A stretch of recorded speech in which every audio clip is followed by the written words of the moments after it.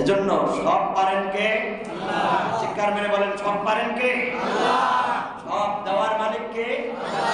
নেওয়ার মালিক কে? আল্লাহ। কত ধনী, কত বড় লোক আপনি, আমি, আমার আপনার বয়সেই দেখছি কত দাম্ভিকের সাথে চলছে। হঠাৎ করে আল্লাহ নিবেন, দিছেন কি দিছেন না? দিছেন কি দিছেন না? এজন্য দোস্তরা আমার, সর্ব অবস্থায় মালিকের প্রতি বিশ্বাস রাখা। আল্লাহ আমাকে যেভাবে রাখছেন আলহামদুলিল্লাহ, আল্লাহ আমাকে যেভাবে রাখছেন আলহামদুলিল্লাহ।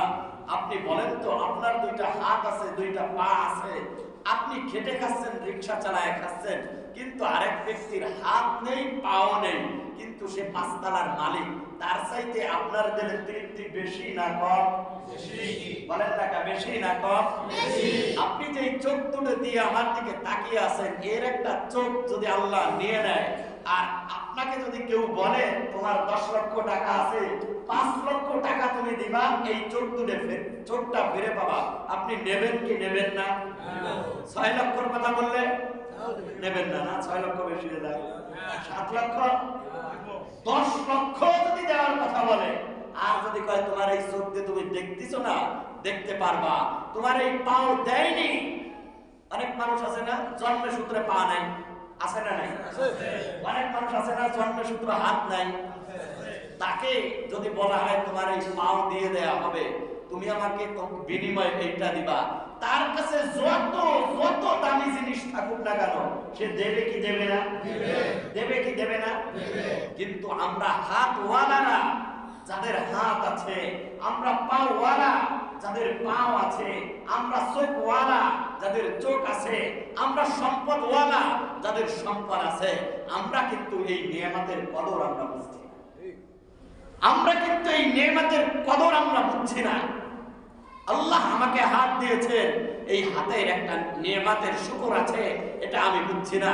আল্লাহ আমাকে পাও দিয়েছেন, এই পাও যে কত বড় নিয়ামত, এর শুকরিয়া আমি বুঝছি না। আল্লাহ আমাকে সম্পদ দিয়েছে, আপনি কি মনে করেন আপনাকে লক্ষ লক্ষ টাকা দিয়েছেন আর আমাকে রিকশার উপরে রেখেছেন, আমাকে দিনমজুরি রেখেছেন, এটা আল্লাহর বড় ভালো লাগে?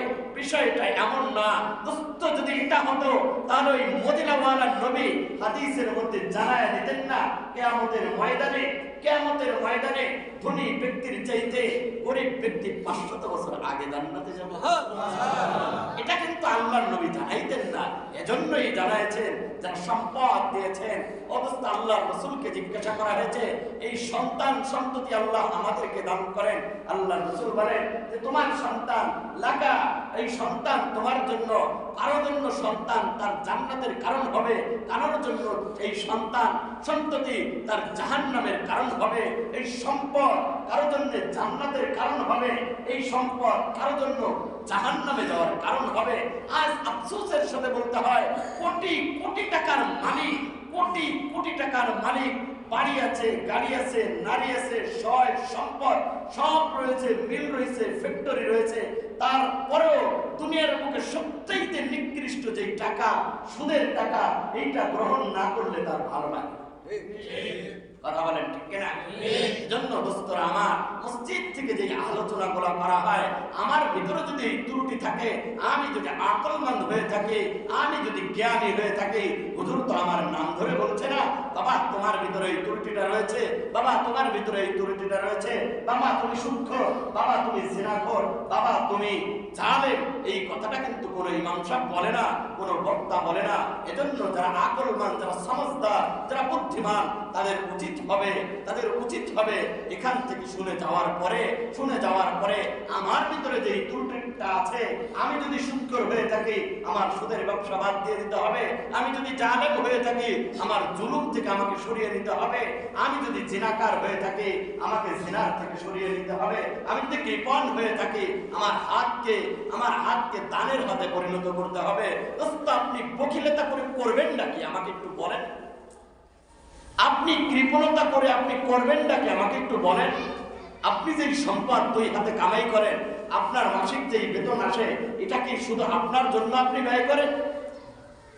অথচ এমন বাবাকেও তো দেখা যায় মাসে 20,000 30,000 টাকা বেতন পায়, স্ত্রীকে দেওয়ার পরে, সন্তানকে দেওয়ার পরে, ছেলেকে দেওয়ার পরে, মেয়েকে দেওয়ার পরে, বাড়ি ভাড়া দেওয়ার পরে, খাবার দাবার দেওয়ার পরে, মাসে 50,000 টাকা ইনকাম করে আনার পরেও নিজের জন্য একটা পোশাক পর্যন্ত জোটে না। কথা বলেন ঠিক?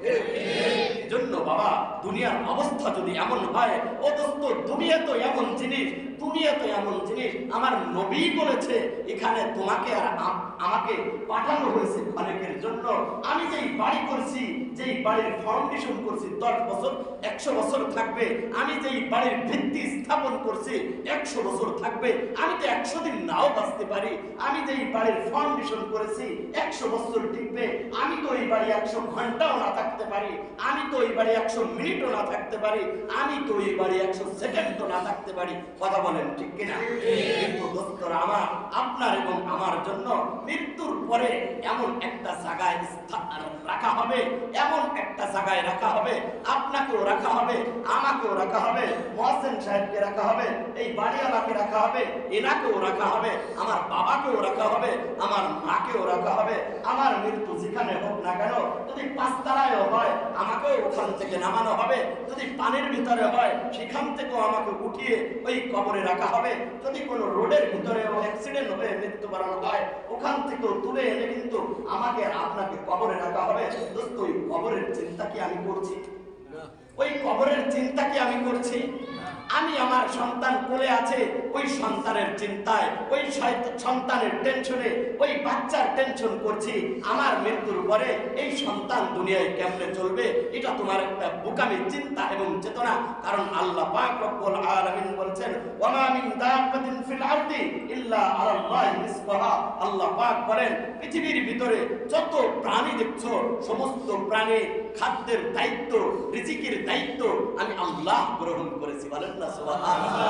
তাহলে এই সমস্ত মানুষের ভিতরে আমার এবং আপনার সন্তান আছে না নাই? আমার আপনার সন্তান আছে না নাই?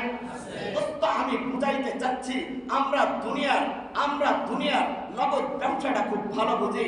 কোনাবাড়ির থেকে মাল কিনে আনলে নোয়াবলী মার্কেটে প্রত্যেক কেজিতে 20 টাকা বেশি বিক্রি করা যায়, আরেকটু আগায় চৌরাস্তার থেকে কিনে আনলে আরেকটু কেজিতে বেশি বিক্রি করা হয়। আমরা দুনিয়ার ব্যবসাটা পরিপূর্ণভাবে বুঝে যাই এবং বোঝানো লাগে না। আমি আমার টাকা থাকলেই আমি ব্যবসা করতে পারি, কিন্তু আখিরাতের ব্যবসাটা আমি আর আপনি বুঝলাম না।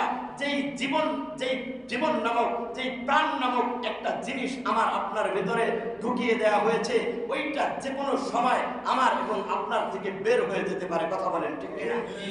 এইটা যদি বের হয়ে যায়, আমি আর আপনি কি চলতে পারবো? এটা কখন বের হবে এটা কি আমি আর আপনি জানি? আমার ঘরেও বের হতে পারে, আমার কর্মস্থলে যাওয়ার পরেও আমার ডেট ফেল হয়ে যেতে পারে। আমি গাড়িতে পা রাখছি, ওই গাড়িতে থাকা অবস্থায় আমি লাশ হয়ে যেতে পারি। আমি কর্মের জন্য বের হয়ে গেছি, আমি আর ওই ঘরে ফিরে আসবো এমন গ্যারান্টি, এমন সিকিউরিটি কিন্তু আমার আর আপনার হাতে নেই। দোস্ত, একটু শীত পড়েছে, সামান্য একটু শীত পড়েছে, যেটাকে কম্বল দিয়ে, যেটাকে লেপ দিয়ে, কাঁথা দিয়ে আমি আর আপনি ঢেকে ঘরের দরজা দিয়ে পালকের উপরে শুয়ে, তোষকের উপরে শুয়ে, তারপরেও এই শীত করছি আমি আর আপনি। একটু চিন্তা করে দেখেন, আপনার মৃত্যুর পরে আপনাকে কয়টা লেপ এবং কয়টা কম্বল দিয়ে আপনাকে ঢেকে কবরের ভিতরে কয়টা খাট দিয়ে, কয়টা বাতি এবং বিছনা দিয়ে আপনাকে রাখা হবে, এবং আপনার পাশে কয়জন আপনার পাহারাদার হিসেবে থাকবে? কয়জন থাকবে? একটা বিছনা দেয়া হবে, একটা বাতি দেয়া হবে, একটা খাট দেয়া হবে। কেন দেয়া হবে? কেন দেয়া হবে না? আপনি তো দুনিয়ায় কত খাটের মালিক, আপনি তো দুনিয়ায় কত বাড়ির মালিক, আপনি তো দুনিয়ায় কত সম্পদের মালিক, আপনি তো চাইলে কত কিছুই করতে পারেন। কিন্তু আপনি যখন মৃত্যুবরণ করবেন আপনাকে কিচ্ছুই দেয়া হবে না, ও দোস্ত, কেমনে দিবে? ওখানে তো দেওয়ার জায়গা না। আর ওই যেই জায়গাটা দেয়া হয় ওর পাশে তো একটা খাট রাখা যায় না, ওর পাশে তো একটা বাতিও জ্বালানো যায় না। জন্য আপনাকে দেয়া হবে না।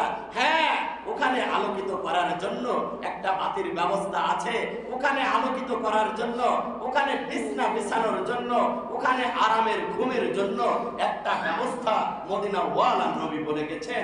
মদিনা ওয়ালা নবী বলে গেছেন, আপনি যখন মৃত্যুবরণ করবেন, আপনাকে যখন কবরের দিকে নিয়ে যাওয়া হয়, আপনি কিন্তু সব আওয়াজ শুনতে পান। আপনি মনে মনে করেন যে আমার সাথে যারা যাচ্ছে এরা হয়তো আমার কবরের ধারে অবস্থান করবে, কিন্তু কবরের ভিতরে যখন আপনাকে রাখা হয়, আপনি মনে করেন কেউ মনে হয় আমার সাথে যাবে না, কমপক্ষে যেই 2 জন বা 3 জন নেমেছে তারা মনে হয় আমার সাথে থাকবে। কিন্তু যখন তারা লাফ দিয়ে উঠে যায়, তখন আর আপনি এতিম হয়ে যান, আপনি বুঝতে পারেন আপনার সাথে কিন্তু এই বুঝটা মরার পরে যদি আপনি বোঝেন তাহলে কোনো লাভ হবে না। এই বুঝটা বুঝতে হবে মরার আগে। এই জন্যই মুফাসসিরিন ইকরাম বলছেন, মৃত্যুর পূর্বে মৃত্যুর একটা প্রস্তুতি তুমি গ্রহণ করো। ও যুবক, মৃত্যুর আগে তোমার একটা প্রস্তুতি তো তোমার থাকা দরকার। সাধারণ তুমি বাড়ির থেকে 2 দিনের সফরের জন্য তুমি বের হয়ে যাও, তোমার সুন্দর প্রস্তুতি থাকে, কিন্তু দুনিয়ার থেকে তুমি যে একবার বিদায় নিয়ে চলে যাবা, তোমাকে যেই গর্তের ভিতরে রাখা হবে, অন্ধকার একটা গর্তের ভিতরে রাখা হবে, যেখানে তোমার সাথে কিন্তু কেউ যাবে না। ওই ঘরের আসবাব এবং পাত্রের জন্য তুমি কি করছো? ওই ঘরের জন্য তো তোমার কিছু নিয়ে যাওয়া দরকার, ওই ঘরের জন্য তোমার যাবে। তুমি যদি 5 ওয়াক্ত নামাজ পড়তে পারো, এই নামাজ তোমার সাথে যাবে। তুমি যদি কোরআনকে মহব্বত করো, কোরআন তেলাওয়াত করো, এই কোরআন তোমার মাথার সামনে এসে দাঁড়াবে। তুমি যদি দান এবং সদকা করে যাও, এই দান সদকা তোমার সাথী হয়ে থাকবে। দোস্তরা আমার, বলতেছিলাম লম্বা কাহিনী হাদিসের মধ্যে আসছে। জিবরিল